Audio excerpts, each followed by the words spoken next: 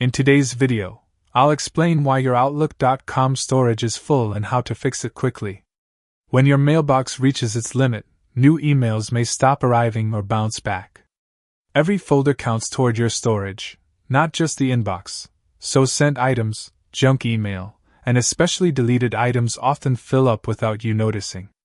Large attachments also take significant space, and even deleted emails still count until permanently cleared. Start with the fastest cleanup.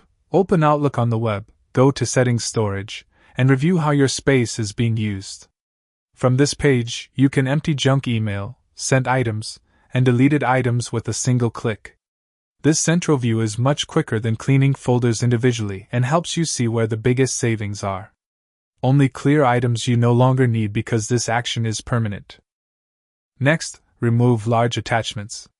In the Storage page, look for messages with big files. In the Outlook desktop app, use Mailbox Cleanup and select Find Items Larger Than to identify oversized mail. Before deleting anything, download attachments you want to keep. Deleting just a few large emails often frees more space than deleting hundreds of small messages. After deleting, go back to deleted items and empty it again to permanently remove everything. Items left in this folder still count toward your limit, so clearing it is essential. If you still need additional space, consider archiving older emails. Archiving keeps messages accessible but moves them out of your primary mailbox, helping Outlook run smoothly and reducing clutter.